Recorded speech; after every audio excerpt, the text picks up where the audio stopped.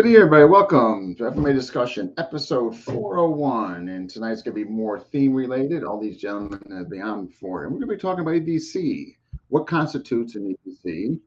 And what is the best EDC, if there is a best one? So we're going to be covering that, asking these guys. And of course, there's going to be a show and tell. They're going to actually show what they do carry, whether it's singular, plural. We'll find that out. If you're watching, tell us where you're watching from, smash that like button, and we're just going to get started. So without further ado, I have Guro Maynard, Guro Dan, and Guro Bryan Cannata, Hollywood. He's not wearing his glasses, though, so we might have to ask him to put the glasses on.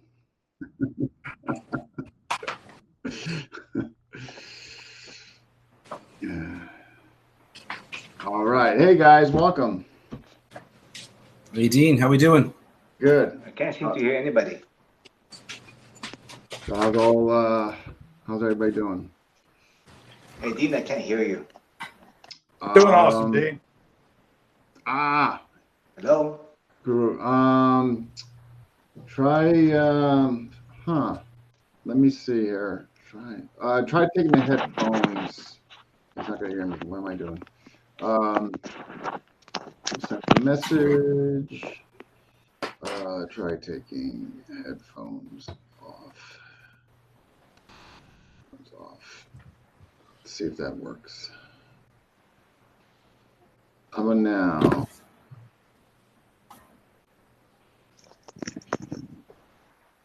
You the guy. Okay. Anything now, Maynard? There's no volume. Let me see. How about now? I have no volume. I mean, I can hear me. Yeah, we're hearing him. I don't. that? I think the issue is with him hearing us. I think. Try again.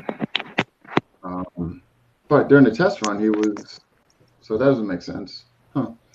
How about now? Yeah, I have no volume. I can't hear anybody. Not. Let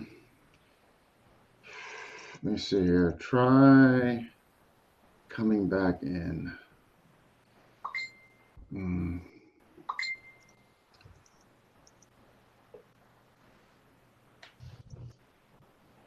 All right, so he's gonna try coming back in, but let's get underway here. So we're gonna just ask you a couple of questions before we get into what you guys generally carry every day, and we'll get into the show and tell aspect. But this will be a question for all you guys, including Guro Maynard when he gets back on here, and hopefully his volume gets situated. So, Brian, what constitutes EDC for you?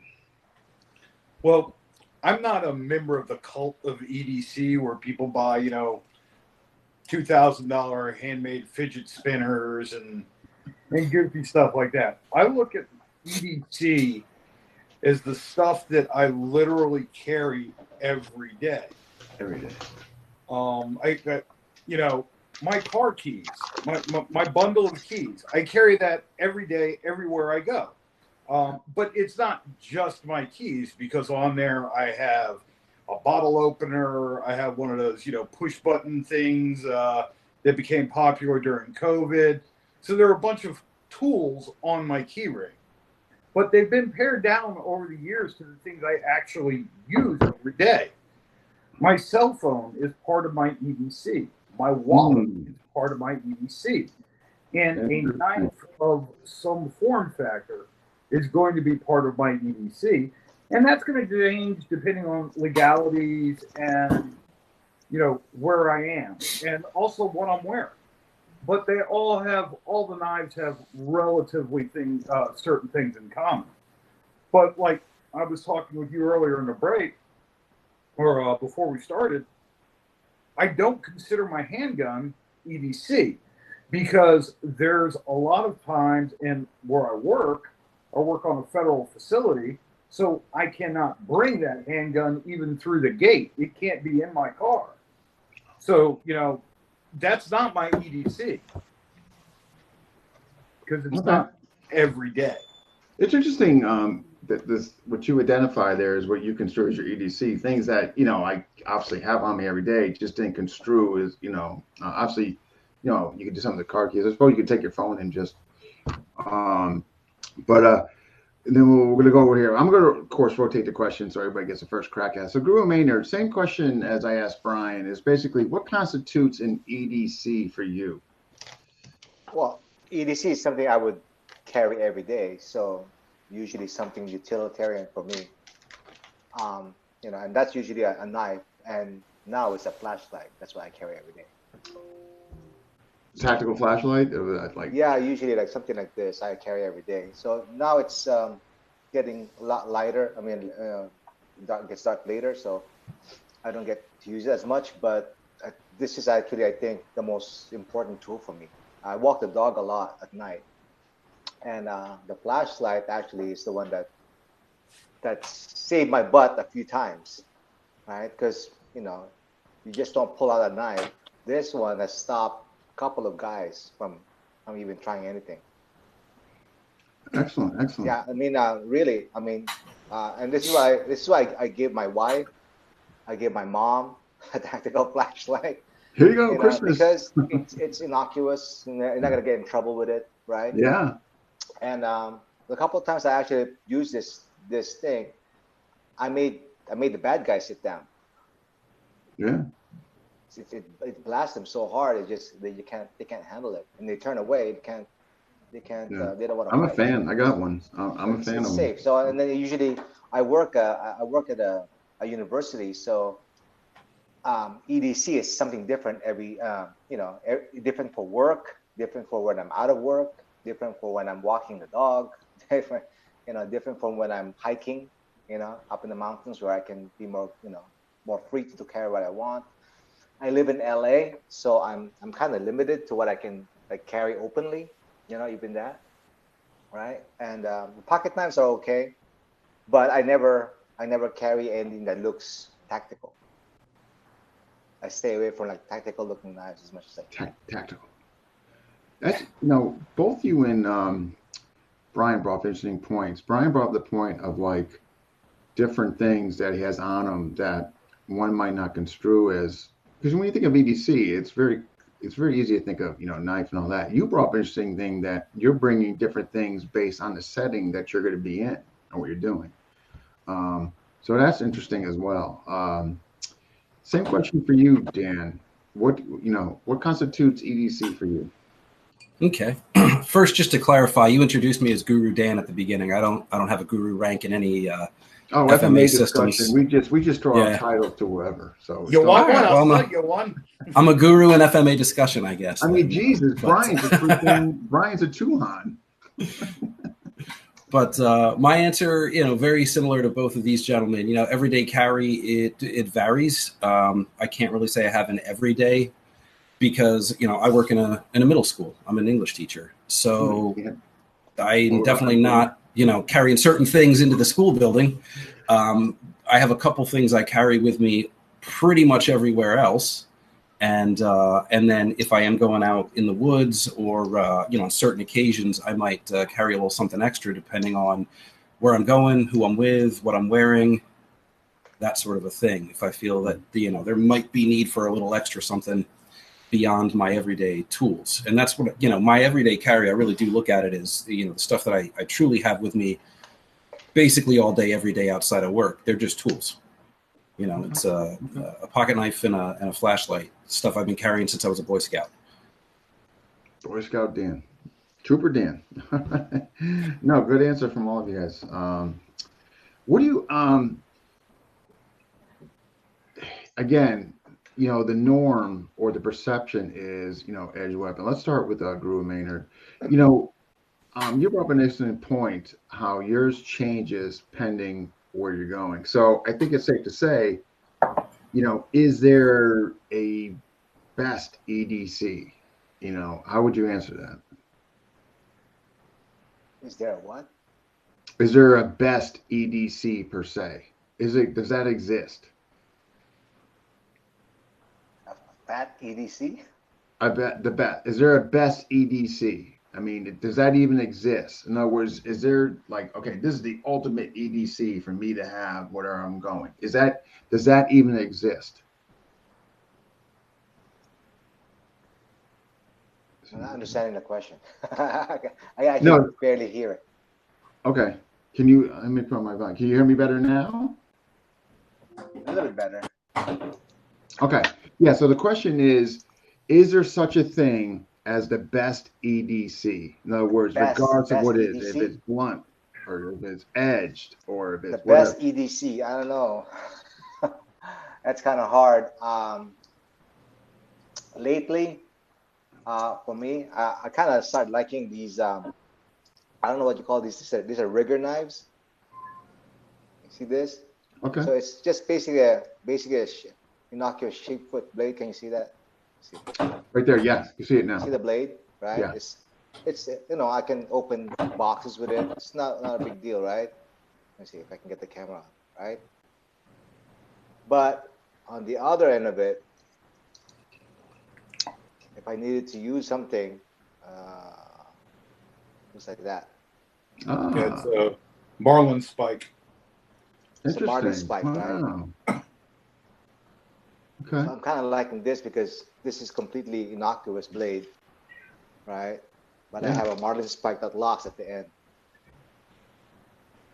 Okay. If I ever have to use anything. Yeah. Look at And it that. Wow. locks. It's completely locked.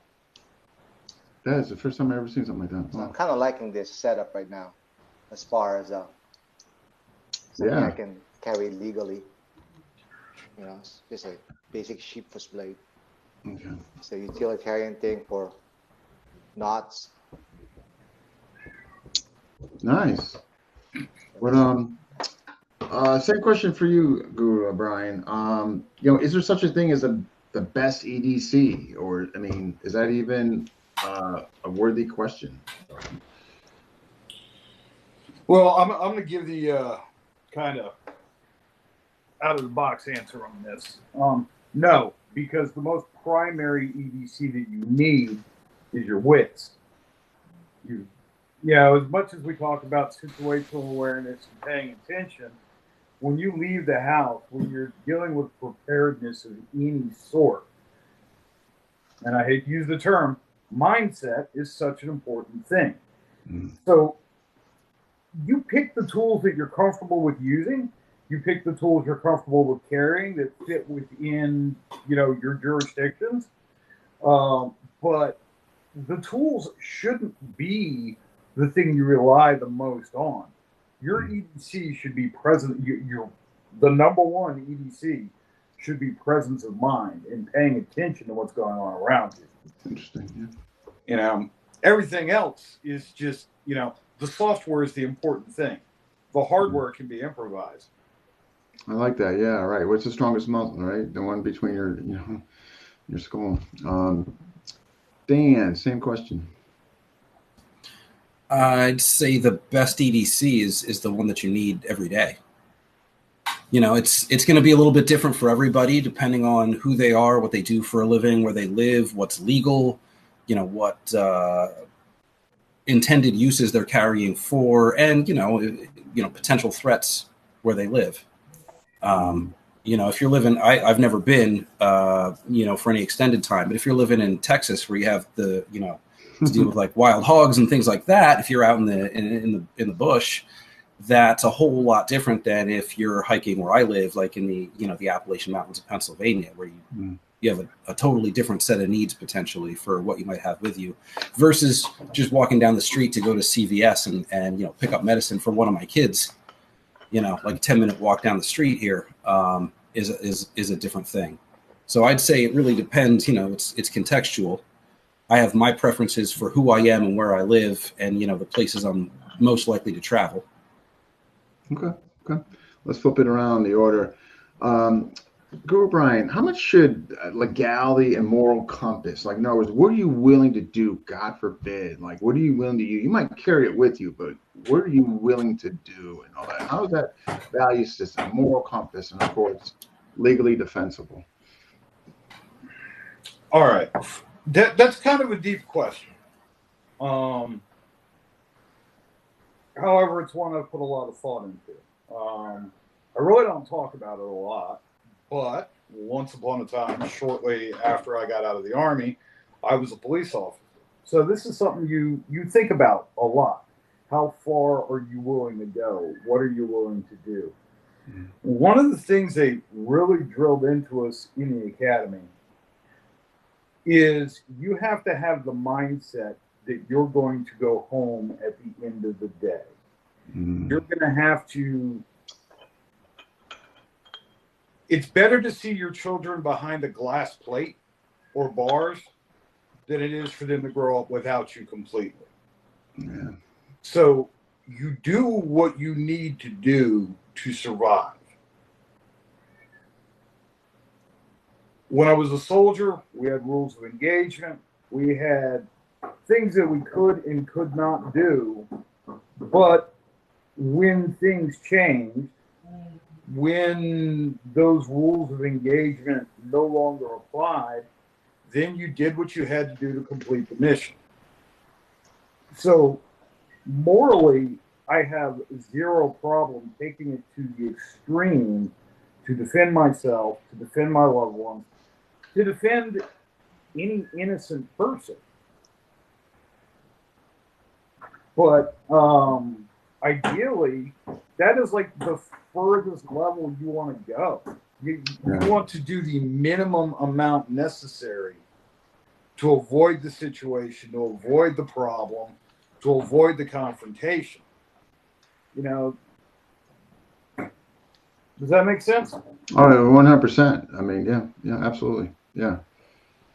You have to walk that force continuum. You know, you don't immediately go to, oh, he looked at me funny, so yeah.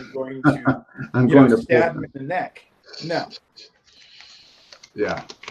No, 100%. No. It was no, I definitely understood it. Well answered.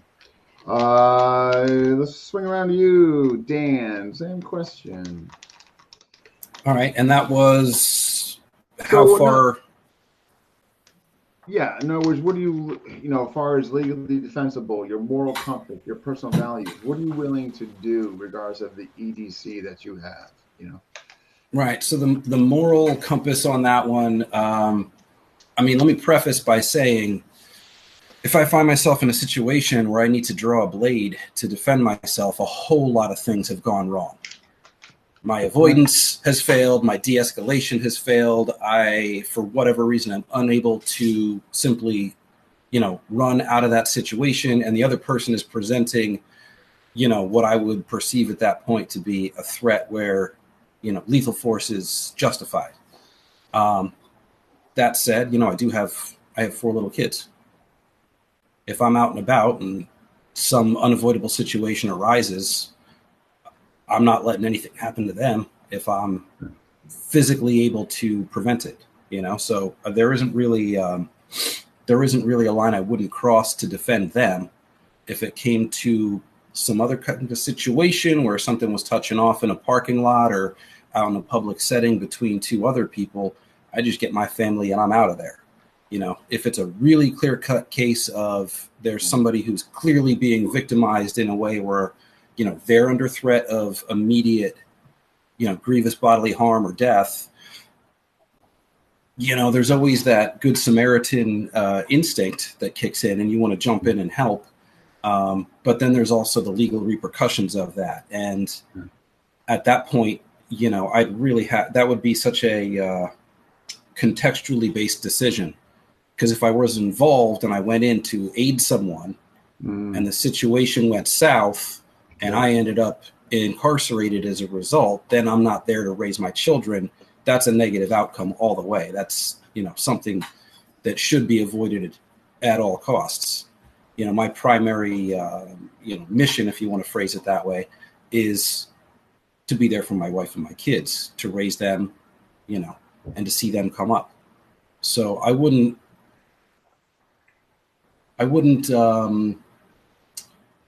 on a whim jump into a situation I didn't need to be involved in. Yeah. There would have to be a very clear context where I was certain I was in the right. And at that point, maybe just the grappling skills, just get, you see somebody, beating his wife or girlfriend or whatever in a parking lot. Maybe at that point you jump in and just try to separate the situation. Or tie them up or what have you. After you get 911, quick 911 call and you get in there just to try to minimize the damage that's occurring rather than trying to race in there and be the hero and end up crossing a line, where now you have to end up on the witness stand and defend your actions, and you're the one who escalated. Yeah.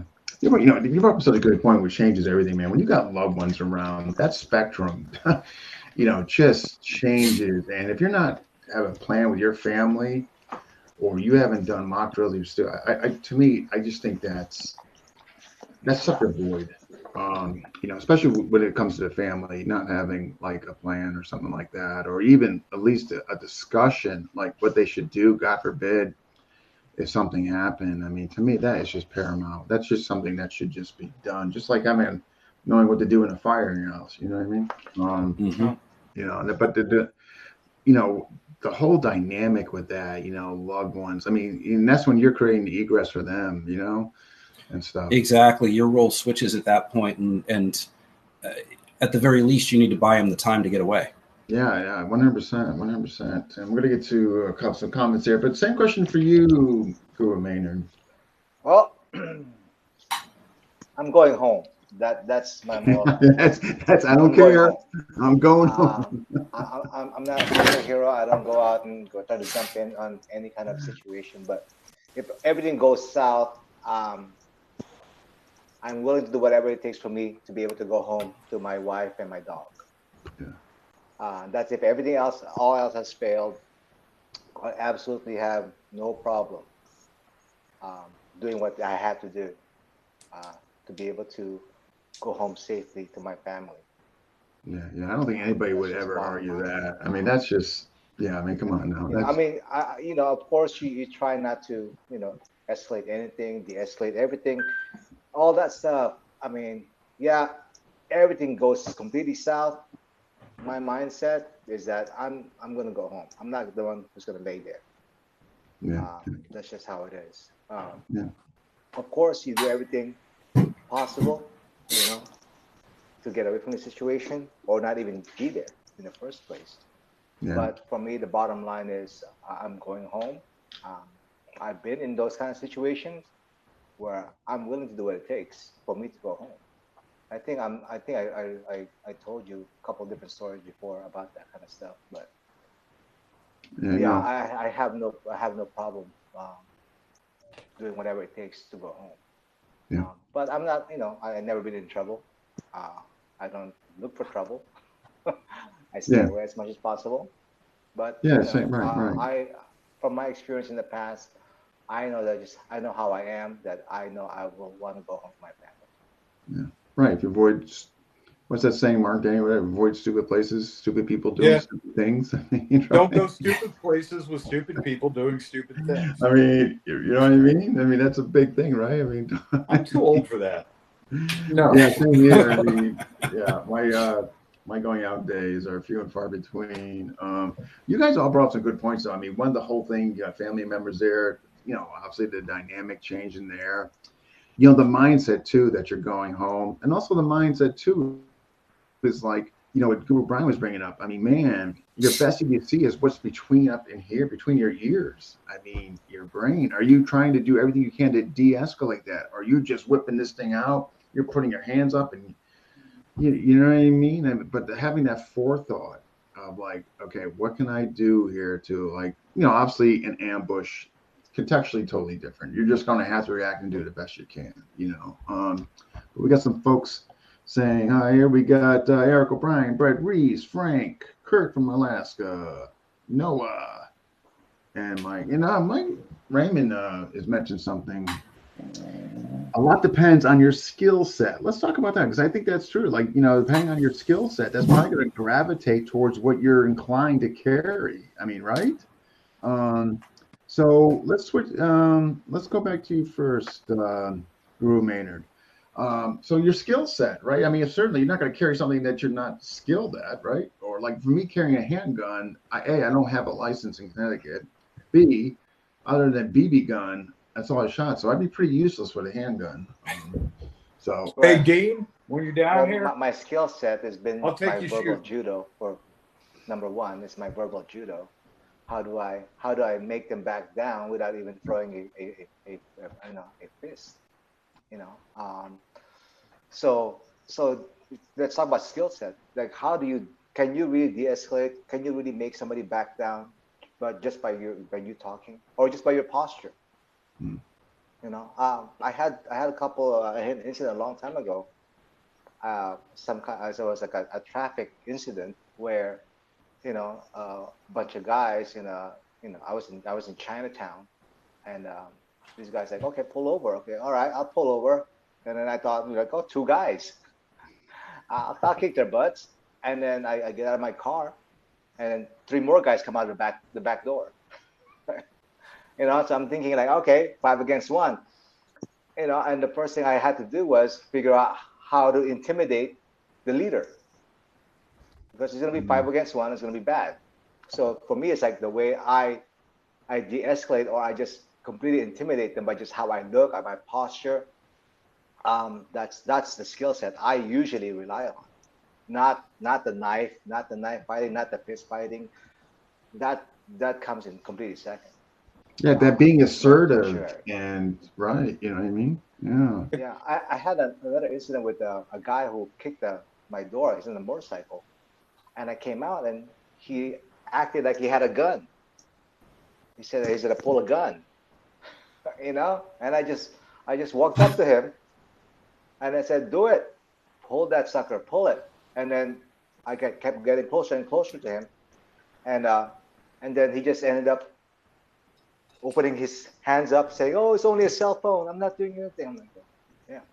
So it's just the intimidation factor for me has always worked, and it's just your posture walking in there, and then them knowing that no, you're not the one to be messed with right now. Good. I mean, good point. Posture, right? Showing you being assertive. Should learn. It's like, how do you stand up straight and have that posture that not today. You picked the right. So like you're looking down. That's same.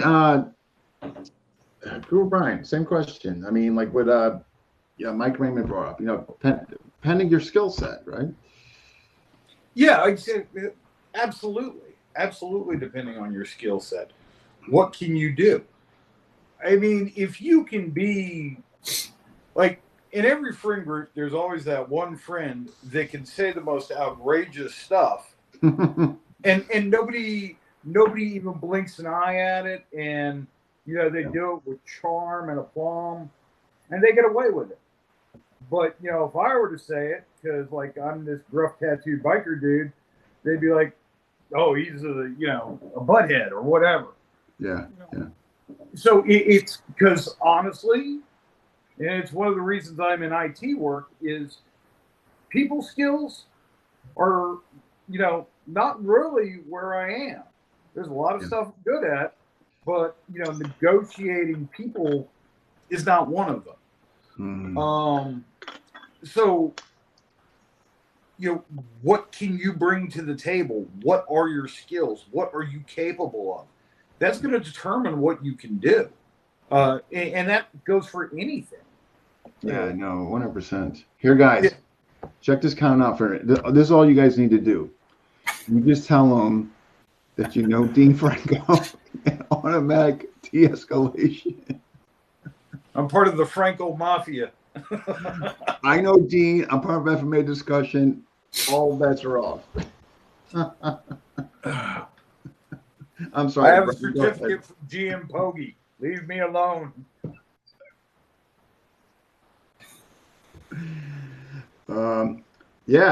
I mean, good points. And I want Dan, same thing, and then I want to get Joshua brought up something really good. I want to address with you guys, but Dan, go ahead.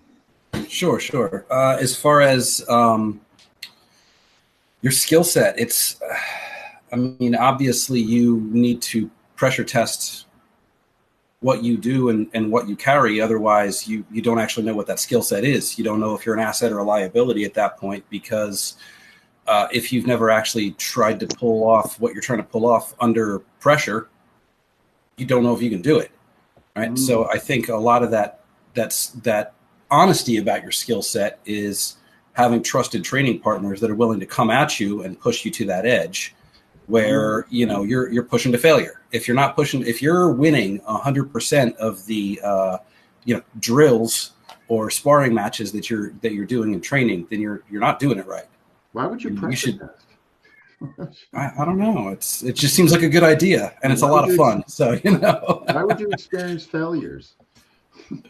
Yeah, it's you have to I guess fail forward would be like the in vogue term of the day. It's you have to push yourself to know what you're capable of, and if you haven't also pushed your gear, if you're carrying something and you've never practiced, you have a knife, you've never practiced trying to draw it.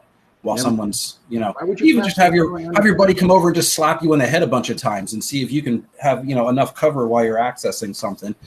Amen. If you can't do it under that light, friendly pressure, then you're not going to do it when some 230-pound gorilla is trying to take your head off.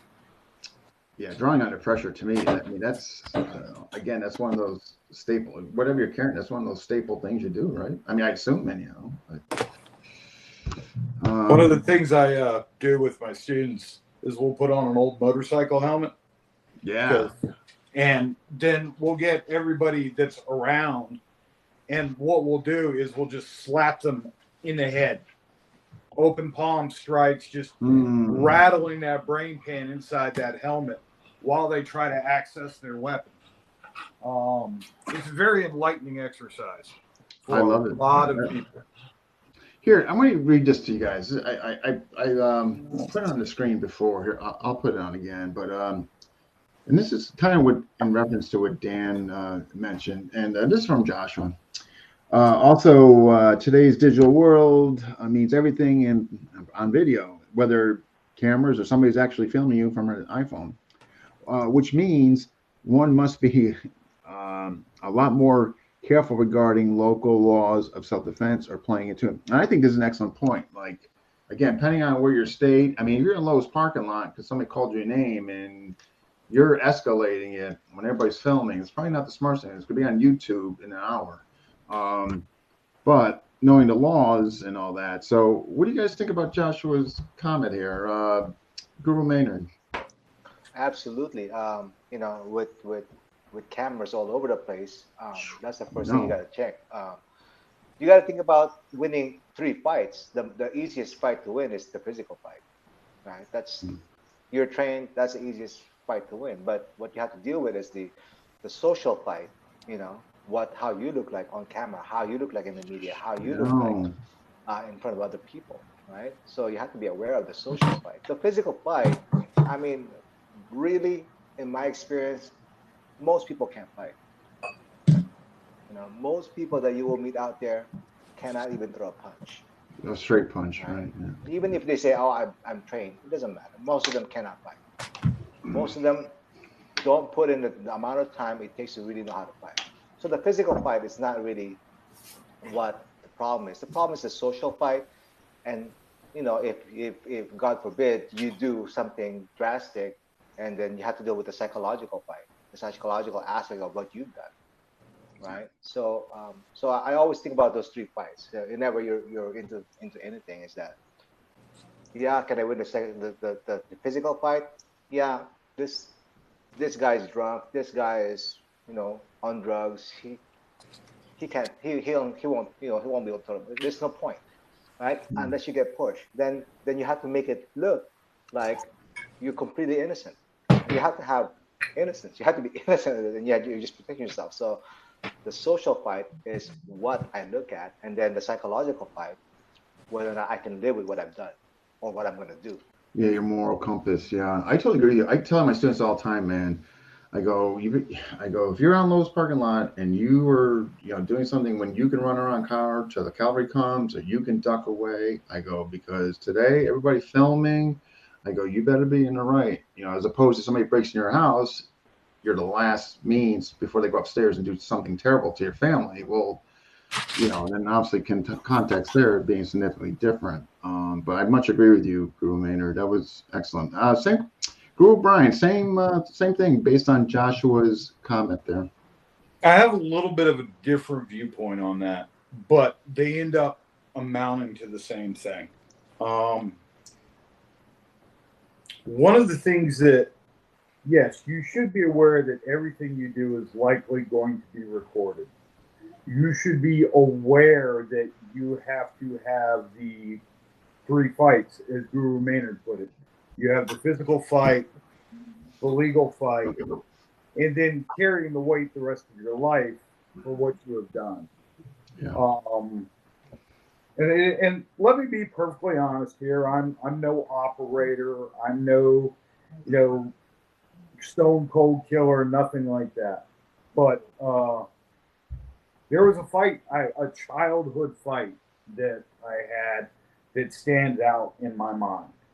And to this day, I still feel guilt over what I did to that individual. And the story behind it doesn't really matter. I went above and beyond what the situation necessitated. But, I was young, dumb, and full of stuff. But I still carry that weight today. 52 years old, I still think. Yeah, that's rough, man, when you're carrying it. Yeah. I still think about that. So you've got to deal with that. But when it comes to the practicalities, you cannot be thinking about what everybody else is going to think while you're defending yourself. If you do that, you cannot deal with the fight. If you are worrying about what everybody is doing, what everybody is recording, somebody's going to be yelling "World Star" and you're going to be all over the internet. Don't worry about that while you're fighting.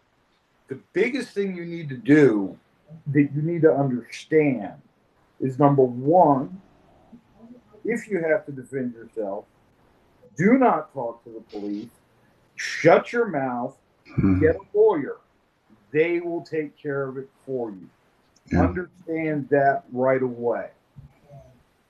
They will show you and they will discuss and bring you through the whole process of how to justify what you did. Because when you get to that legal battle, that is key.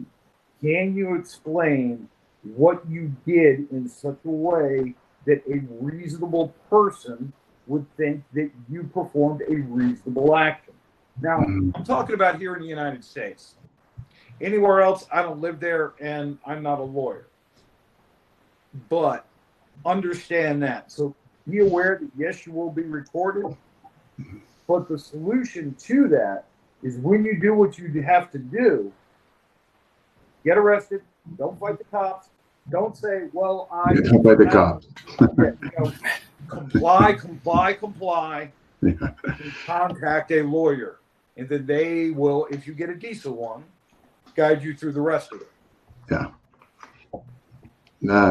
Same. What do you think? It kind of parallel what you were talking about before, Dan. So, anything you want to further comment? What Joshua is, what he mentioned? I mean, in terms of the cameras, the only thing I would add there is that they're just as likely to absolve you as to incriminate you. If you were in the right, what's going on or happened, right? Yeah. And it's better than he said, she said. True, it could work for you.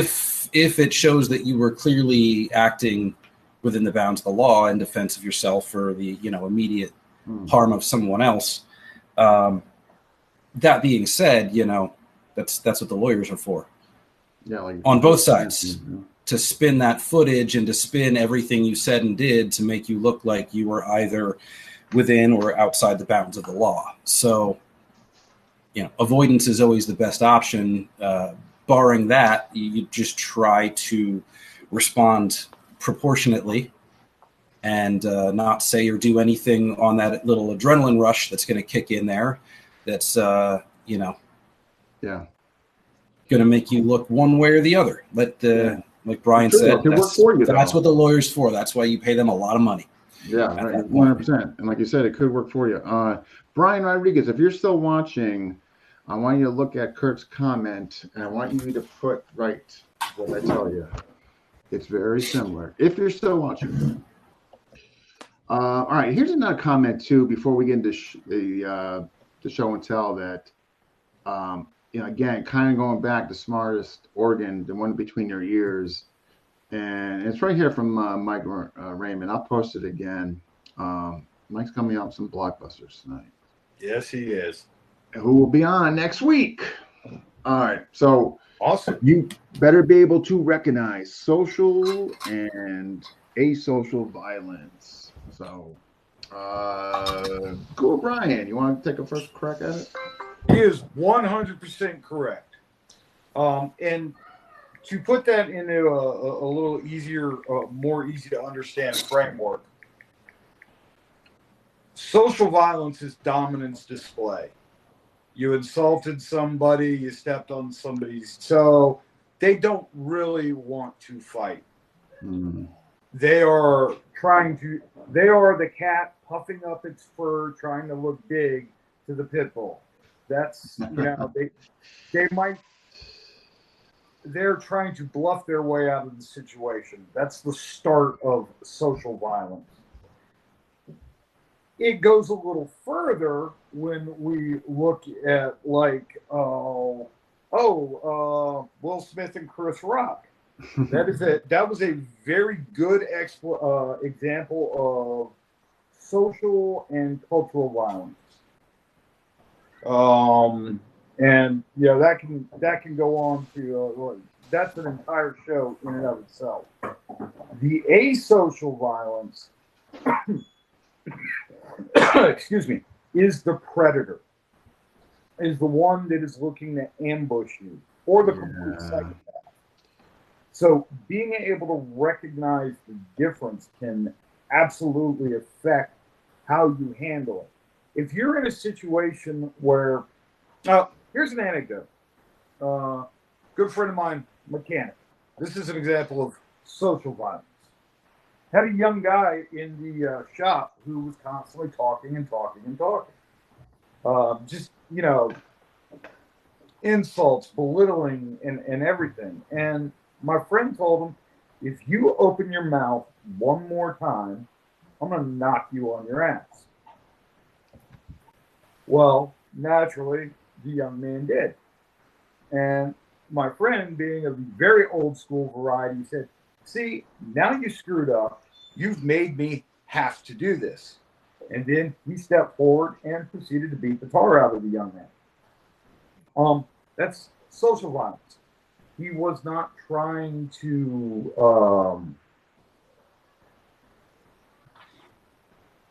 he was trying to put him in his place and teach him a lesson. And that is... it's a very old school kind of rule. And, like you and I, Dean, we're the same age. Yeah. Thereabouts. When we were kids, you would have fist fights in the schoolyard.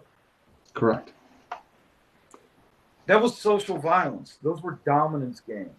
Nobody was really trying to injure or permanently maim and harm the other person. Correct. It's very different than asocial violence. Yeah. So that's my take on it. Yeah, you need to know the difference. Let's spin around to you, Dan. I know we're digressing here, though, folks. We're definitely going to get back onto the EDC, but I'm we're digressing because I'm really just piggybacking off the comments that are coming in, although they're great comments. So, hence a sure thing. So social versus asocial violence. It's cheaper to buy the other guy a pint than to pay the lawyer for an hour of his time. Yep. Yeah. Well said. De-escalate, back down, offer the the show of submission that the other guy is looking for, and just all right, whatever, go about your day. It's cheaper, it's easier, and you're far less likely to end up in a bad spot legally, morally, or physically as a result. Yeah, you're tapping into ego. In other words, humility, man. Is it really worth, man, your bank account, your house? You know what I mean? Is it really worth? You know what I mean? Hey, Dean, look at what Mike just posted. Okay. Oh, let me see. Yes, it is. And Renee, if it's worth fighting for, it's worth dying for, as discussed in episode 355. So is my ego worth dying for? No, it is not. Renee, my family, yes. So you have to, know the difference. Definitely know the difference and recognize when you can appease and just get out of the situation, which I've done more than once. Yeah, 100%. Or I mean, if you can't, then if you're legitimately trying and you're unable, then you've probably entered asocial violence at that point. The person's looking to target, maybe not you specifically, but they're out there looking for something. Yeah, they had a bad day, and you're gonna be the brunt of it. Dan, do you know Joshua, Dan? I do. Okay, because he's saying he's the guy. Pressure test. I've been training with Josh since 1999. All right, so Brian Rodriguez, you must have forgot what I asked you, so I'll say it to Kurt. Before you do anything, put your ego in check. Yeah, we just talked about that. Like, I mean, yeah, is it worth the bank account, your house, your family, seeing the man bars, all that stuff. All right, let's get Guro Maynard, same. I think anything that social violence is not getting in trouble for, but something that's asocial. You'd have to decide whether or not, like I said last time, you want to go home or not. Yeah. So usually, like everybody is saying, I'm agreeing with everybody else. When it comes to social violence, a lot of that can be avoided. When it comes to asocial violence, then right. You just depending on the situation, depending on the context, you just need to be able to do what it takes. Yeah, unfortunately, you're going to have be willing. to. There's no need to escalate anything that's just social violence, something competitive, something for your ego. That you can walk away from all that stuff. Something as well asocial when it's destructive, you can't walk away from. Then you better have a good handle on your moral compass and what you're willing to do. Like I said, to be able to go home to your family. Yeah.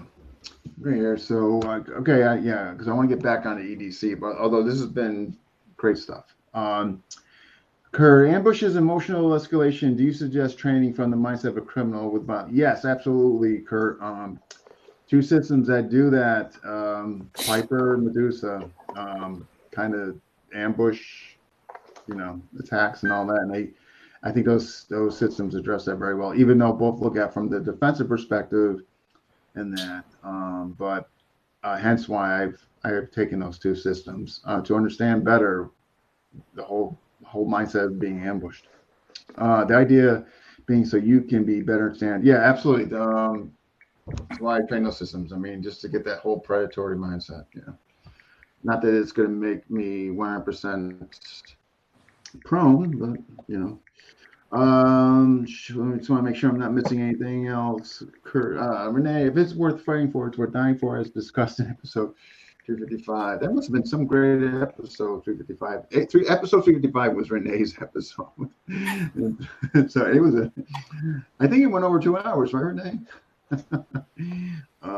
We got here, Ryan, put them apart and have a good one, guys. Elvis is up the buildings. Okay. And what else? Then we'll get back on that Kurt time. Yeah, Kurt, I give my students distance give you time gives you options, but I'm with you on that one. We got Chad, hello from Miami. All right. Caught up on the comments and questions. Okay, so let's get into the show and tell, man. This has been great so far. So we finished off with Guro Maynard. Guro, Dan, why don't you show us, maybe we can do this, guys. Maybe show what your favorite or what you love most likely to carry, and then kind of go secondary, tertia. So what's your first one you want to show, Dan? All right, sure. The thing that's with me always, even at work, because I can carry this at work, is a little Streamlight MicroStream flashlight. It's about, I think with a fresh battery in it, it gets up to about 60 lumens. So it's not incredibly bright, but it just disappears into my pocket. I've had this one so long, you can see the black paint is coming off of it. I've had it for years. I've dropped it 100 times. It's been wet, lost it on the side of the road once, went back the next day, found it. It was still there, still worked. And, it puts out enough that, again, I see these as tools first, and then any kind of self-defense application is secondary. Is it big enough to get a little bit of palm stick out of it? Yeah, maybe. But, mostly I use this for taking the dog out at night. I work at the school. One of the things I do is I run a TV studio. So a lot of times I'm like messing with wires, under tables and stuff like that, looking at connections. So if I just need a little bit of light to, see what I'm doing, this thing right here, it's with me all day, every day. Nice. The other thing that's with me every place except for prohibited areas is the Benchmade Reptilian. Reptilian. I spent, months researching different folders when I decided to finally invest in a good one that would be with me for a while. And I narrowed it down to two, this one and the Spyderco Paramilitary 2, which is a really popular, EDC folder. And I went up to Cabela's near my house, like a big outdoor shop. Yeah. And I tried them both out. And the Spyderco was really thin. And I just didn't like the way it kind of bit into my hand a little bit. This one was a little fatter. I liked the scales on it a little more. And the axis lock on the Benchmades. If you've never watched any of the videos on how the axis lock works and the way they've strength tested the locking mechanism here. Yeah. I don't know if I can get that close enough. But this little metal bar right here pins into place. Okay. And so as long as that bar is in place, all the force that would go on this is blocked by that metal bar. So unlike a liner lock, which just pops over, this actually creates a little bit of a stronger locking mechanism. Okay. So if I had to press this into any kind of hard use, I would have a little more faith in the locking mechanism on this versus my previous carry, which was this Kershaw, the Blur. Also a great little knife. But the locking mechanism on it is one of the liner locks for everyday tasks, like cutting down cardboard boxes and stuff like that. It's more than enough. But like I said, when I went looking and was like, okay, I'm going to go out and get myself like a really good folder at this point, something that's going to be with me all day, every day. This is the one I settled on. I love it's got some really good jimping on the spine here for going into a saber grip. It's super comfortable in a forward grip. You can go reverse grip. And this is angled. It's got a little bit of jimping on the end there for the thumb. So all around, this thing is just fantastic as an everyday tool. Nice. And that just lives in my pocket. Pretty much everywhere it's legal to go, it's with me. Awesome. And were we going just the actual everyday, or are we looking at some of the other? Yeah. So you showed three. I'm going to come back to you. Let's get Guro Maynard. What do you, your kind of your most common things you carry around with you? All right. Well, my EDC. It's gonna be interesting. He's got a bunch of stuff. Yeah, I do have a bunch of stuff, but the bunch of stuff is. I like to think of there's like a core EDC, and then it's like Legos. Then you add things onto it depending on where you're going and what you're doing. But as always, I carry my wallet. All right. Now, the wallet in itself is a small, hard wallet. Why this is important is for you World War II guys, this becomes something that you can strike with and use that no place on earth will stop you from carrying. So not only does it keep all my credit cards and my driver's licenses and my Sam's and Costco cards, not only does it keep that in there, but if you go back to the old Sykes Fairbairn stuff, you can use this just like the old metal matchboxes from the World War II era. So dual purpose. Bandana of some variety. Might just be a regular handkerchief, but a square of cloth. This is so important to have with you if you get into any kind of situation. This can be a bandage for yourself if you take somebody out, or cut them to the point that they stop fighting. Looks really good if you turn around and bandage them. Plus, if you're in a fire, you can cover your mouth with it. All sorts of things you can do with a square of cloth. Always good to have with you. And you might need to blow your nose. Yeah. My keys, my car keys. I have a bottle opener on here, but this is a bottle opener. It is a pry bar. It is a screwdriver. There's a whole bunch of things I can do with this little tiny piece of metal on my key. Yeah. And I have one of these. I don't want to touch that dirty elevator button or soda machine button or whatever. But I didn't buy a cheap plastic one. I got one made out of solid brass.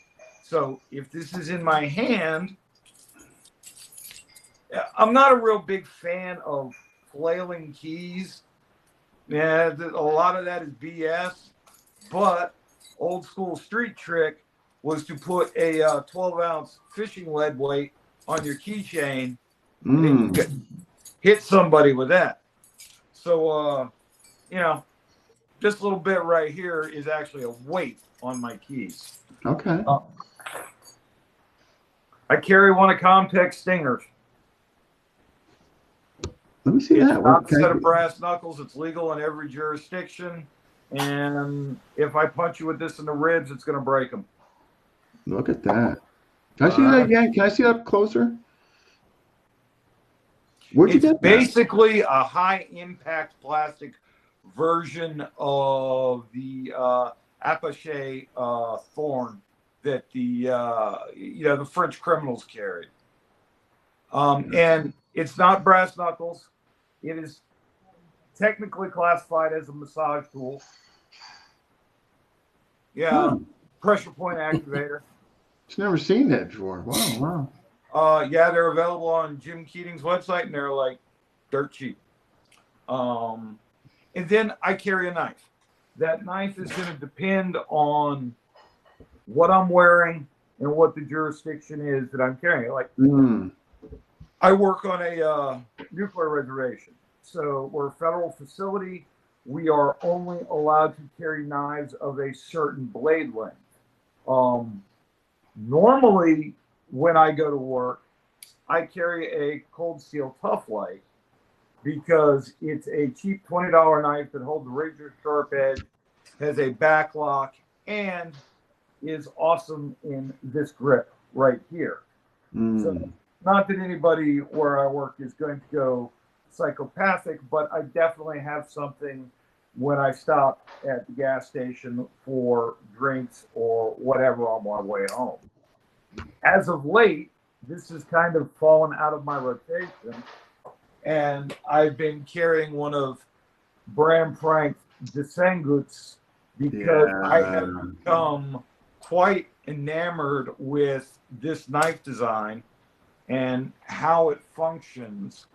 And it has a blade length that meets the federal regulations, but it also has a full-size grip that I can wrap my gorilla mitts around and hold without putting my finger through the ring like a karambit, and then in a situation that requires force or torque, snapping my finger. So, and honestly, personal opinion, I am not a paid advertiser. It's one of the great things about being me. I don't care who you are. If the product's good, I'll tell people about it. If the product sucks, I'll tell people about it. I think Bram Frank's puzzle lock solves all the problems with the liner lock. He moved it to the back of the knife so that you can't actuate it by a strong grip and twisting motions. The fact that it drops in between into a notch like a dovetail, locks it forward and backward. It's a beautiful idea. And the Bramp, I know a lot of people don't like these. because they are large. But the thing that I really, after playing with these and really going at it with the trainers, I have found that this large ramp, without getting into all the kinetic opening and all of that, this is much easier to open under duress than a Spidey hole or anything else. Yeah. Because all you got to do is grab the knife and open your hand, move your thumb. Yeah. You don't have to search for a hole for a stud. You don't have to worry about a wave catching on your pocket. All of that stuff. Yeah, I'm a fan. I have a bunch of his stuff. As a matter of fact, the ones I'm going to be doing showing and telling is one of them, but not that one, but one of his knives. Yeah. Well, when I am not at work, Yeah. I carry a larger knife and have for decades. I only started this particular job a year and a half ago. So I've had to make some adjustments, and we're all going to have to make adjustments in our EDC. But normally, my EDC for close to 20 years was a Cold Steel Voyager. This knife right here is still razor sharp after 15 years of owning this one. The Triad lock has the same strengths that the lock that the Griptilian has, because it has that post that stops the blade from, rocking in the incorrect directions. It's actually a lock back with a mid lock. So not, again, that same issue that liner locks have, where if for demonstration purposes, and stop me if you want me to. Let's take this frame lock. This is a Emerson licensed Kershaw. All right. So if this is stuck into something, in between two objects, like some, I don't know, ribs, and you're having to turn the knife. If there is pressure applied this way, you are gripping the knife in a death grip. Look at that. See what I just did? Could be a problem. Yeah, that could be a huge problem. Yeah. So knives like this, and this is a frame lock. This isn't technically a liner lock. This is a frame lock, and this was supposed to be the improvement. But when I pick up one of Bram Frank's knives, like one of the full-size Bowies here, all right, it doesn't close when I apply that torsion. Yeah. It solves that problem. So nice. A lot of people, myself included, I'm not a big fan of tip down carry. I always prefer tip up carry, but problems like that can be solved through training. Yeah. Nice. All right, we're gonna get to our Guro Maynard. Let's see your toys. Since I was 14, I've always carried this knife. It's a Victorinox Camper. So I've had this since I was 14. So I still carry it every day. I sharpen it, still sharp, still as good as new. I carry that every day. I have a version of this knife somewhere in my bike, and another backpack is always something like this. But this one is always in my pocket since I was 14 years old. So this is what I usually have with me at work. So like I said, I work at a state university, so limited to what I can carry. So this is what I usually have with me. And like Brian, of course, I have my keys. And in my keys, I always have another Swiss Army knife. So I usually double up on the Swiss Army knife. And that's going to work. That's just the Swiss Army knife. And then like Dan, I have a flashlight. So this is an Olight, I think i3T, I remember. I think it has like 80 lumens to it. And I have this, and this is what I use when I'm looking around for stuff. And then I carry this Malkoff MDC Bodyguard version 1. So this one puts out I think 800 lumens for the first second, and then steps down to about 750 for 8 seconds. And then after 8 seconds, it's only 250 lumens. So it's very usable when I'm looking around. But the first initial blast hits you really hard. So this is what I usually carry when I'm walking the dog. So usually I double up on things. I have 2 flashlights, 2 knives, usually. And then sometimes I'll change up on the flashlight. So this is an LZ Alpha. So it doesn't have as much performance as Malkoff, but it's the same. And then after work, I have a folder. So when I get home, I usually have a folder. Or I'll leave my folder in my car, and I don't get into the tactical folders. I try to keep it as simple as possible, and I don't care much about for locks. I don't care about locks. So I get a simple lock back, and this is a Spyderco Centoponte. Very simple. This is what I carry usually. Just a simple lock back. It's slow, but gets the job done for most. And most of the times, I'm using the knife for cutting fruit.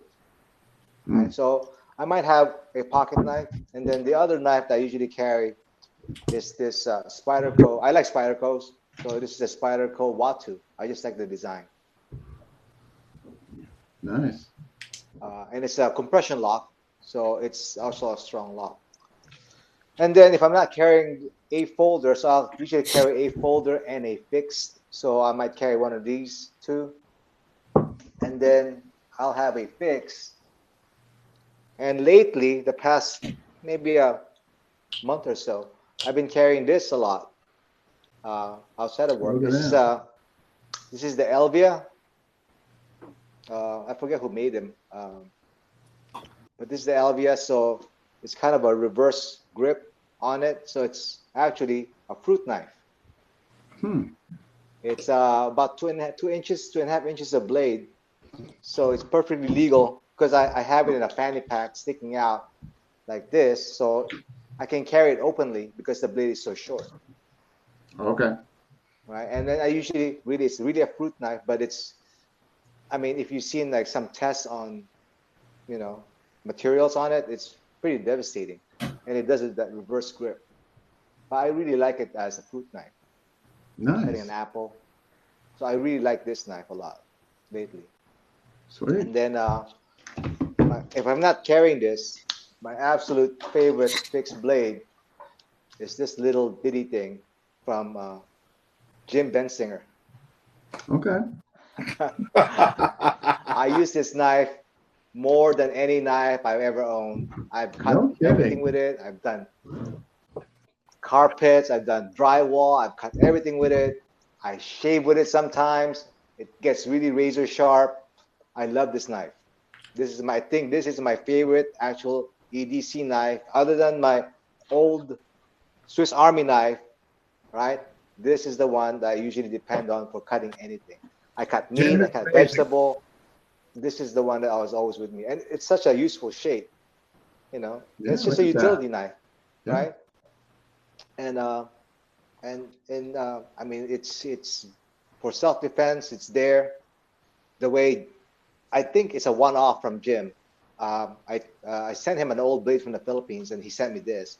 So it's a one-off blade, and I think he hasn't made any more of these, but it fits my hand really well. Pointed. Sweet. I can use boxing techniques with it. Yeah. It moves really well because it puts my hand in that ramp. I've sharpened it so many times. It's still razor sharp. I can still shave with it. It's just really well done. So this shape, I don't know why he doesn't make more of these little things, but I love this knife. Awesome. So we're gonna go back around to you guys, but so I wanted to. I do carry a flashlight, however, it's in my car, so I don't have that. But I'm a big fan of these picks, Tom Sodas, Knox stuff here.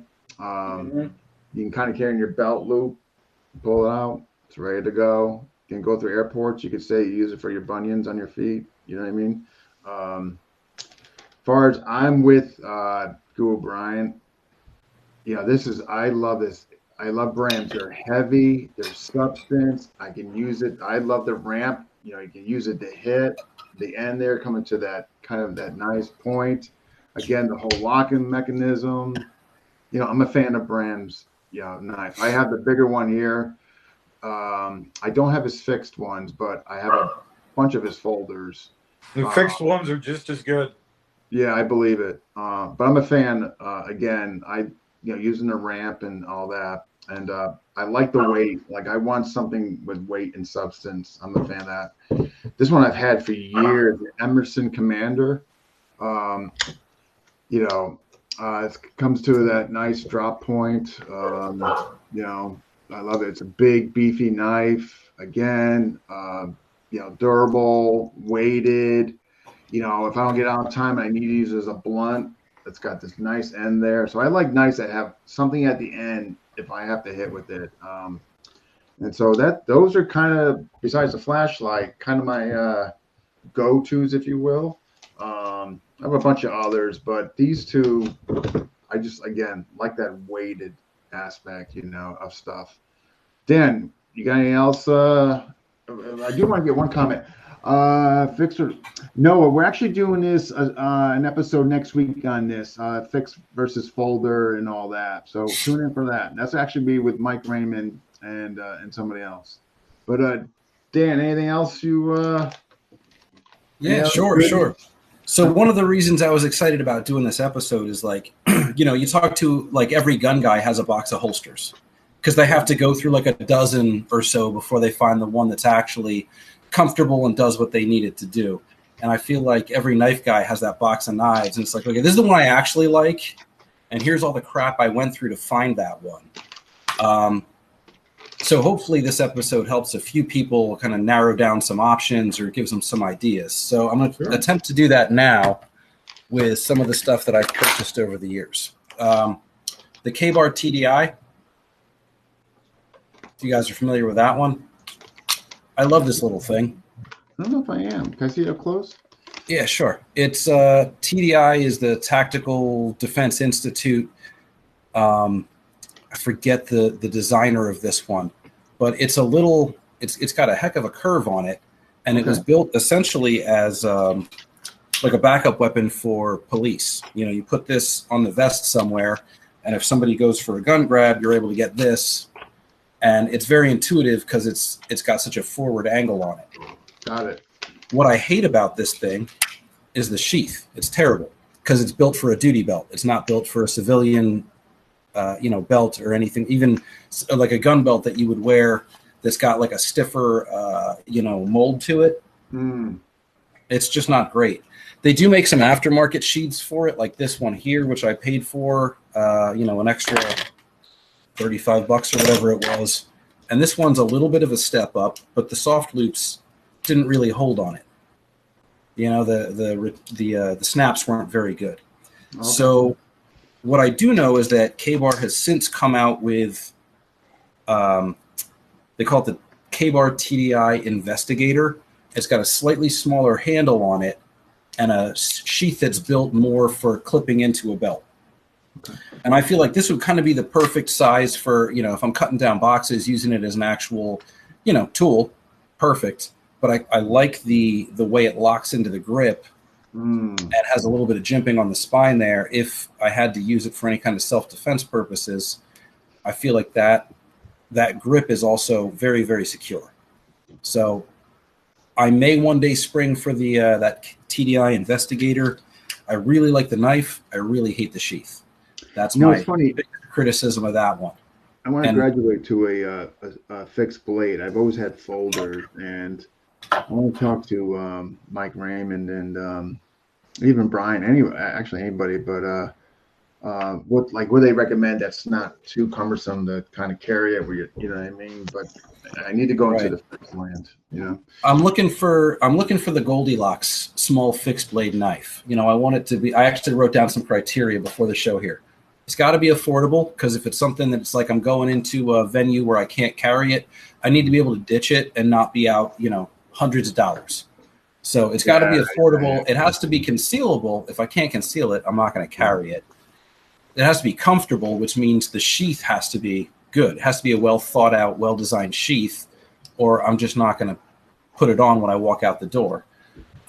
Big bonus if there's a trainer available, because like I said, you want to be able to test your products under pressure. And I guess along with affordable, replaceable. Custom work is great, but if you only get one and you lose that one, you can't replace it. So something made by a manufacturer that's going to offer, you can buy a couple and have one that you carry and have one or two in reserve just in case you ever lose it. So from here, the next thing I went to was the Benchmade SOCP dagger. It's a ring dagger. This is the legal version in Pennsylvania. Can't have the second edge on that side. So they make one that's got a single edge with serrations and one that's a double edged, like a true dagger. Nice.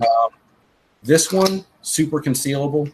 You kind of clip this onto the pants. It fits down in the crease in the appendix carry position. You get your finger in that ring, and that thing is secure. I like that. With the ring, The drawback is that this jimping on the top is super aggressive. So when you're carrying that pokes into your belly all day long. See, that's what I can't. That's what I. And this part is so long. Gotta be comfortable, man. This part is so long here, and it's got like this squared off plastic that if you carry it that way, it's poking down there. It's not comfortable because this is also built to go on. Designed to go on a plate carrier or it fit in the molly webbing. It's designed for soldiers. It's not designed for civilian use. Civilian, gotcha. I bought it thinking, well, I don't own a plate carrier, but maybe I can find a way to make this work. Some people clip it into the pocket right here, and then you just have that ring hanging out of the pocket. Also, quick access. Not a bad option. But then live with that. A couple years after I bought this one, they came out with a civilian version with a better clip. It's about, I want to say, an inch and a quarter shorter. And behind this piece here, there's a little leather patch. So it's not poking directly into your skin if you wear it in an appendix position. Big bonus on this one is it comes with a trainer. So you can set that aside, stick the trainer in there, and you're good to go, and you can work with that. And, it's bright orange. You're not going to mistake it for the real thing and vice versa. Yeah, right. Yeah, it's color. So, nice. Not a bad option. I didn't find it to be the most comfortable, so I ended up, carrying it for a while, and then I stopped just because it was never really comfortable to have on. Yeah, it's got to be comfortable for me. Otherwise, it's going to get ditched. I'm going to be honest. From there, I went to this guy, the CRKT Obake. It's basically a little samurai sword. That's what Mike Raymond just posted.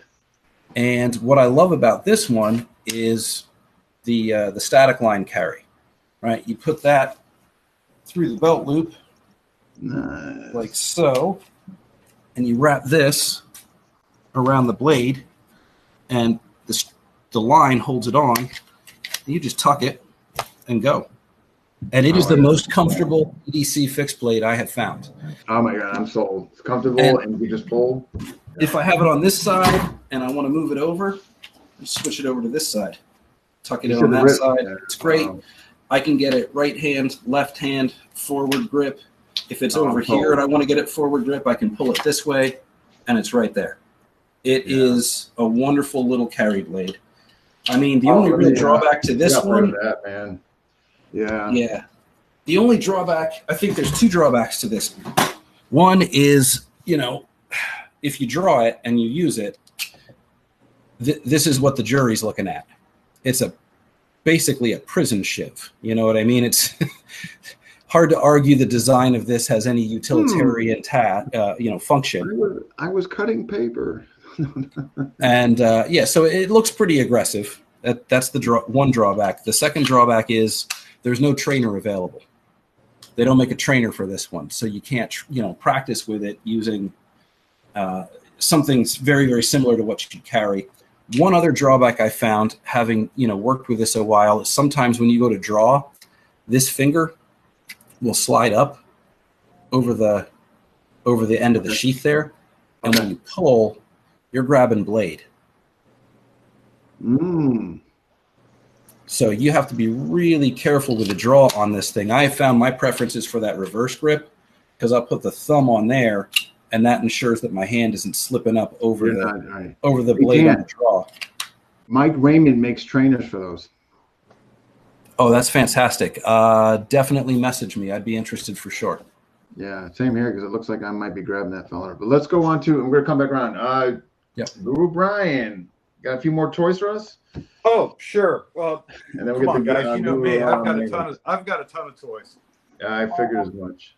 All right, let's start off with my favorite OG knife for social occasions, and that is the ShivWorks Disciple by Craig Douglas. All right, nothing but good things about him. Yeah. This is the knife that put Pikal style fighting on the market in the United States. This comes with a Tech-Lock sheath, really nice Kydex sheath, very, very secure. Comes with a Tech-Lock belt clip. This was one of the first knives to ever come with them. It is a purpose-designed tool. It is a, can we see that in the camera well? So it's got this wonderful handle that melts into your hand when you grab it. The way the blade is designed with this notch here, no matter how hard you slam this into something, you're not going to slip down on it.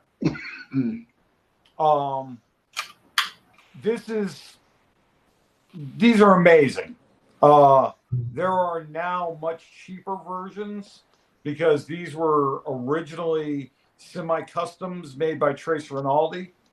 Now they get them mass-produced in China, and what used to be a $300 knife is now a $125 knife. But the important thing about this is the shape's the same, and the sheath is the same. Nice. And the sheath is designed specifically to sit off of your body just enough. It's very easy to get in your hand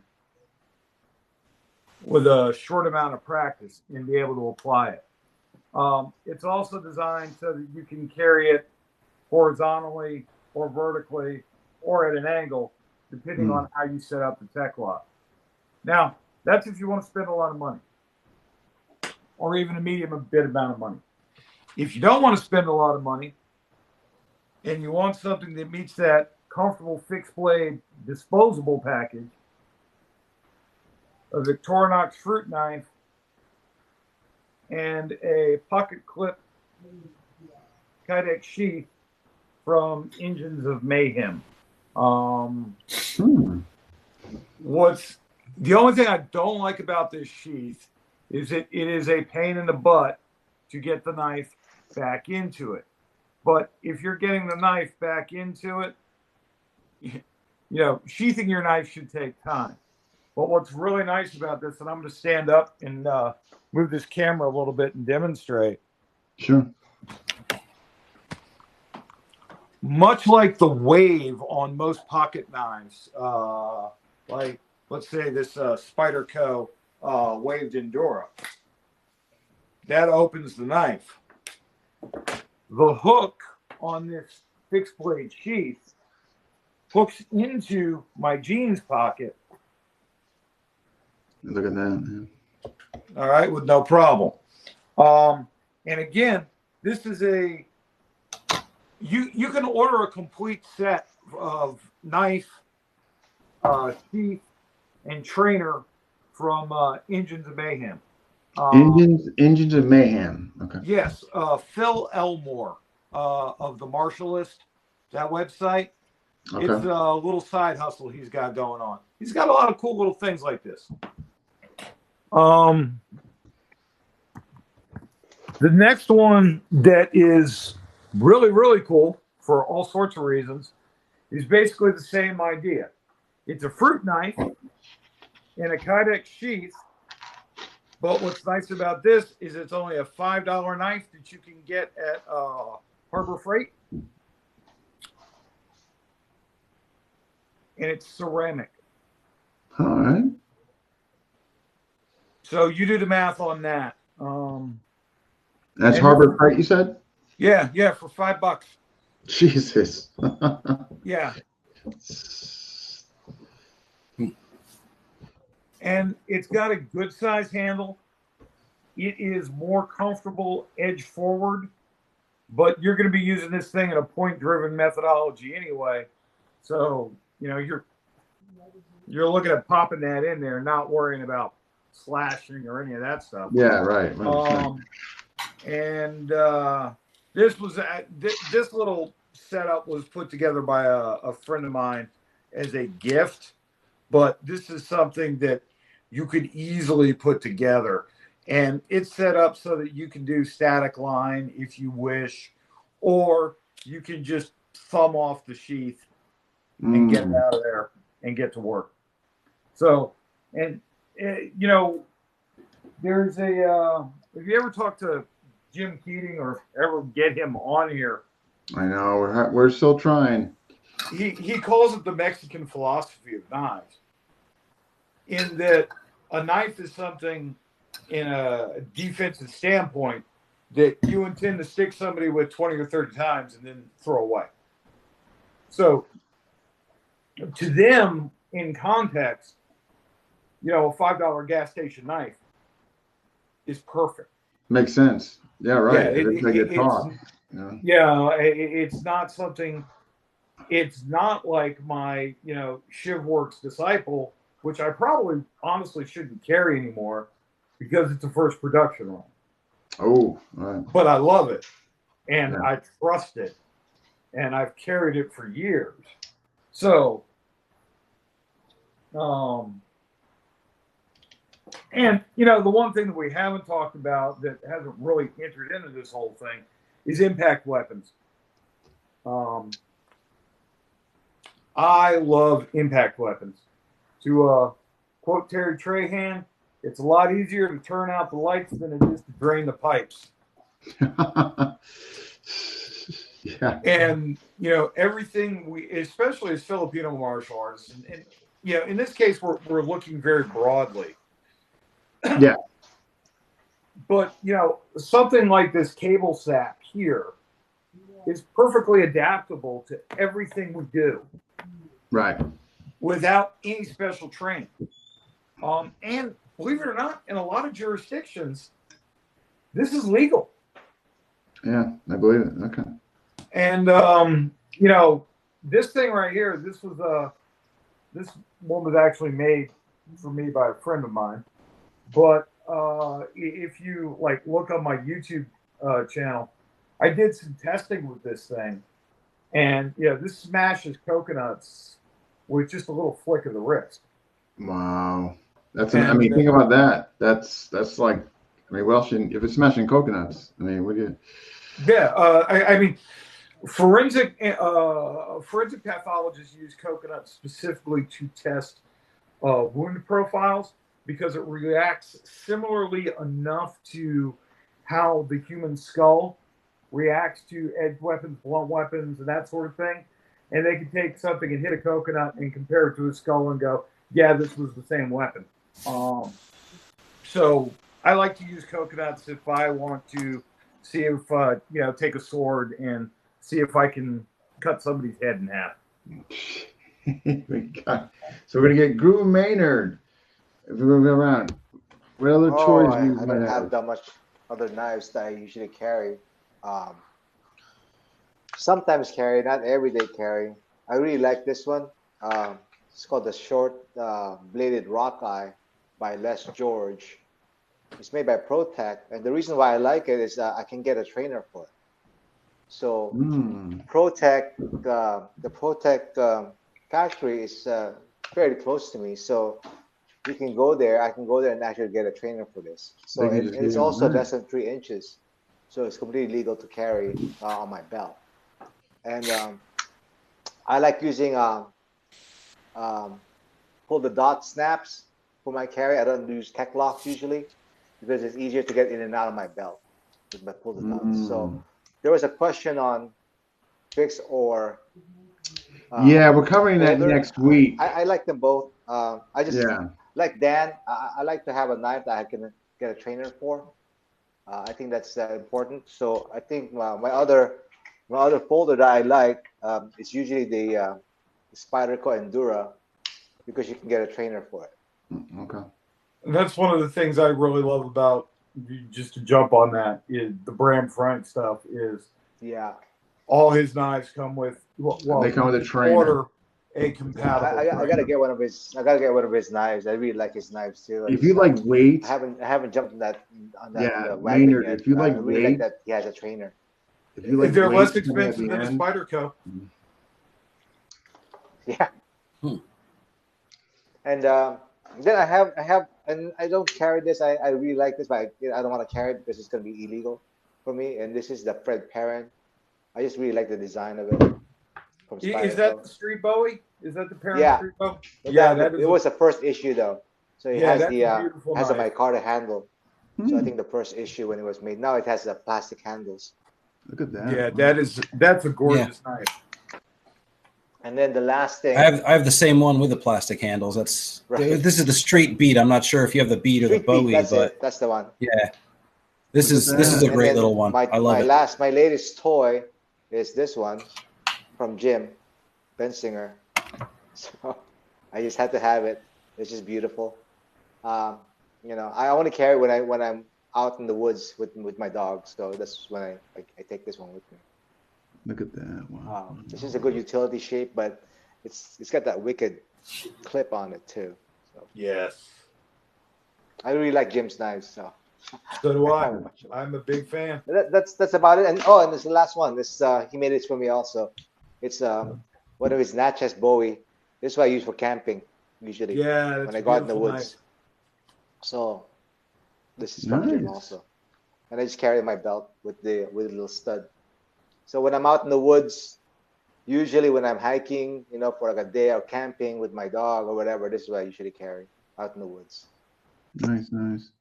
Yeah, Wow, he's the you guy guys that makes go- all my Bowies, Dean. What's that? Jim Bensinger, he's the guy that makes all my Bowies. I knew the name when I had you on about that. I knew that name. Okay. Yes. Now I Yeah. remember. Well, you guys show some excellent stuff. We'll stick with you, Guro Maynard. For the audience and all that, everything we talked about regarding EDC, what your kind of your thoughts. What could you recommend to them?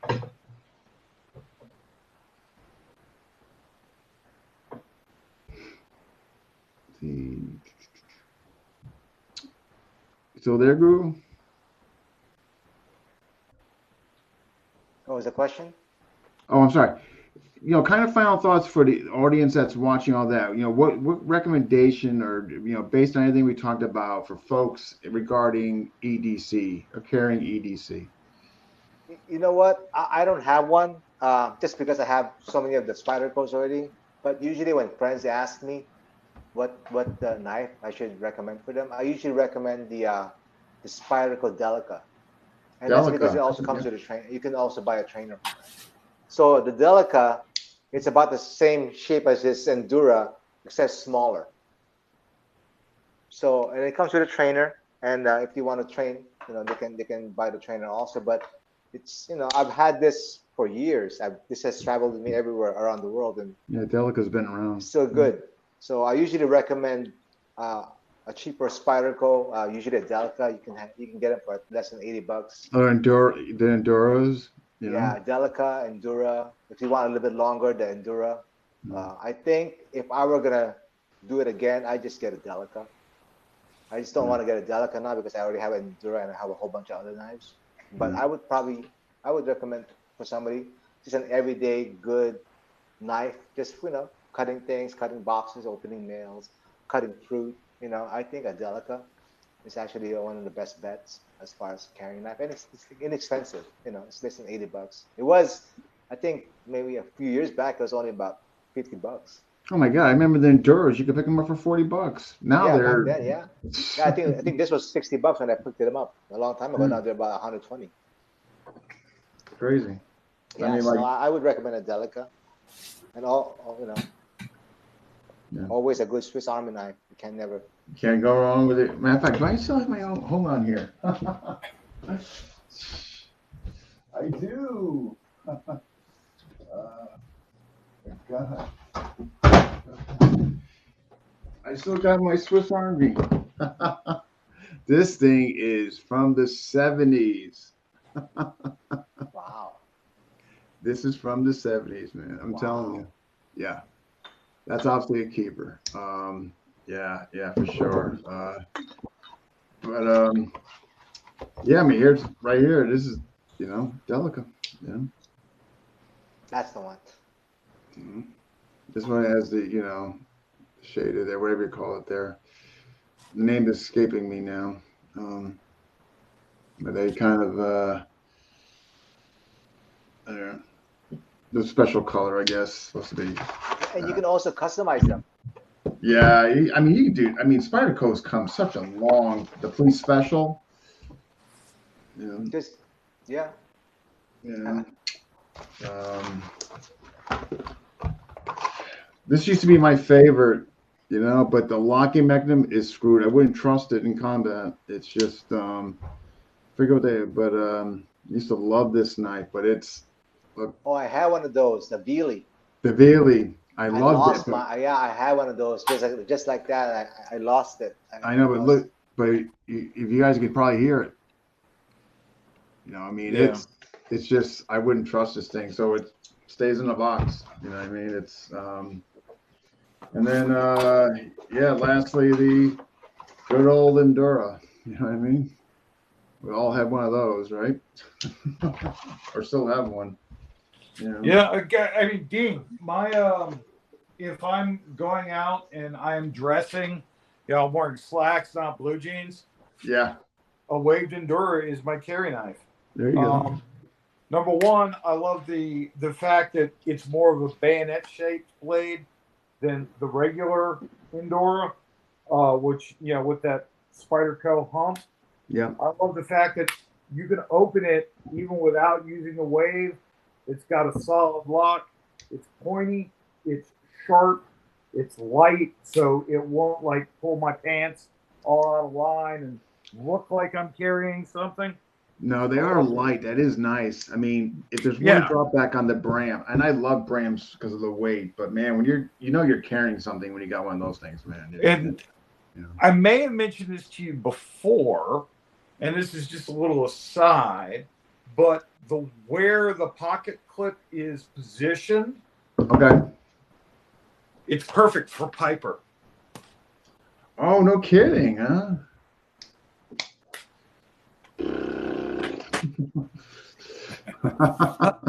See what I mean? See how you can grab that clip with your finger, with your middle finger, and start applying all that Piper movement with it. Yeah, I can see. I'm seeing it. Yeah. Wow. Nice. But my advice to everybody, seriously, when it comes to EDC, is number one, don't spend too much money. Be realistic about the tools you're buying. Set expectations for what you want those tools to do. Yeah, you don't need a $400 custom hand forged knife as an EDC knife. Yeah. Think about what you're carrying as to what you're going to use it for primarily. And primarily, we're going to be using these tools to open boxes, open letters, cut string, cut food, cut fruit, all of that kind of stuff. Anything additional beyond that, if you can get something out of it, is a bonus. Yeah. So don't buy a knife specifically as an EDC knife for a defensive knife. Buy a knife that's a good tool. And if you buy a good tool first, you'll have no problem using it defensively. As for other stuff, flashlights, bandanas, tourniquets, bracelets. I mean, part of my true EDC, it was funny when we were chatting about this earlier. It's the one thing I didn't mention. This right here. This isn't a boar tooth. This is actually my father's ashes. So, think about EDC is an all-encompassing thing. It's what you carry with you every day. Some of it's a tool. Some of it's might be a self-defense item. Don't get caught up in the cult of EDC products. Yeah, and like you said, first-time buyer just spending a ton of money, just for you know what I mean, and Dan. Yes, sir. Advice for people just getting into EDC would be, anything. I mean, it's summed up with what I said I actually carry every day, right? Sometimes it's dark, and sometimes you need to cut things. Keep it simple. A small folder is going to be legal in more places than anything else you could buy. The more tactical it looks and the bigger it is, the less places you can actually take it. So my preferred combination is this right here, right? Small flashlight, a little folder, I'm good to go. 99% of the time, that's all I have. Yeah. Like I said, I'm still hunting for the Goldilocks of small fixed blade knives, because I do like the idea of having a small fixed blade knife for utility tasks, but also that could be pressed into a self-defense role if need be. Kind of got my eye on the SE Izula 2. I don't know if anybody has experience with one of those, but that looks like a really nice knife I've had my eye on for a long time. I've just never, pulled the trigger and purchased one. You guys know a lot more about these fixed stuff than I do. I'm just getting in. Yeah, I know I'm going to get one. It looks like the one with that cord might be the one. Yeah. One of the things that, about those smaller fixed blades that I highly recommend looking into is, as far as a utility tool, is go back to Cold Steel's Pendleton Drop Point Hunter. It's got like a 3-inch blade, full size handle, nice heavy duty pump, so it's a nice choil that your fingers won't slip off of. It is cheap enough that you don't care if you break it. In an extreme circumstance, it's strong enough to handle everything you want, and you can find them on Amazon. Nice. Okay. Nice. I think it's like the Pendleton 2 is what it is. Pendleton. Cold Steel Pendleton. Yeah, Don Pendleton was an old knife maker. He's not around anymore. He is, I believe he passed on. But he had some really, really good, practical, solid designs that came about from a lifetime of use. Not from, I think this is going to look cool, or this is the latest tactical trend.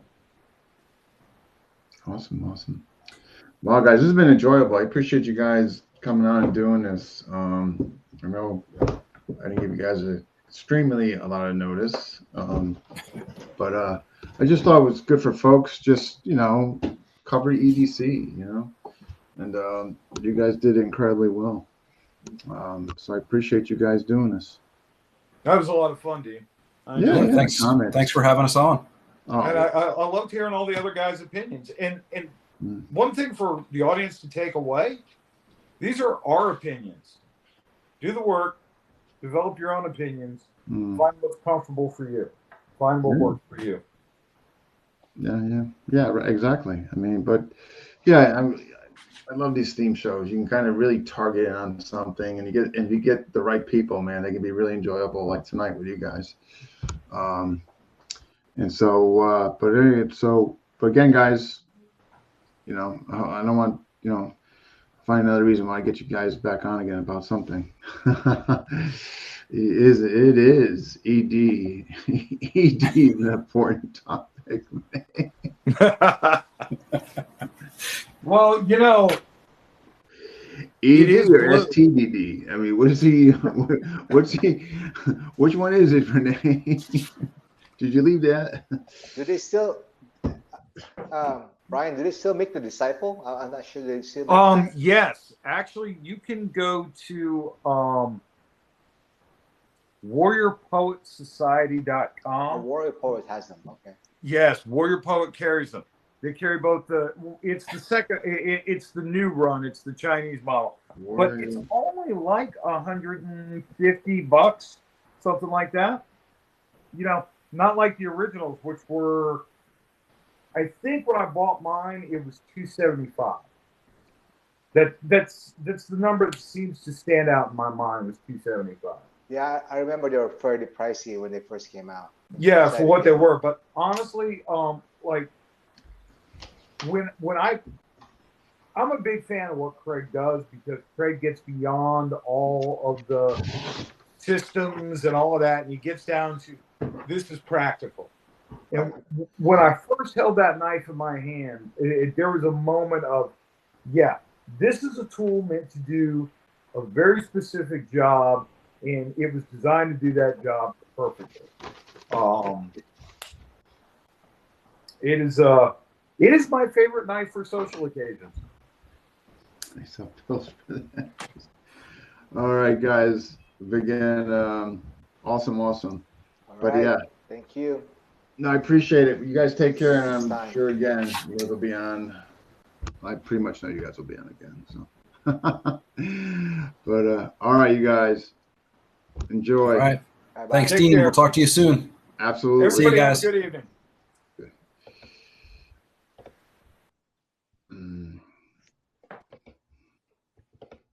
Yeah, I got you. All right, that wraps up 401. Who is next? Couple next. Actually, next week we're going to be looking into 2 episodes. One episode with Mike Raymond and Jason, which will be looking at folder fixed and some other questions along the lines of that. And next Tuesday will be Renee.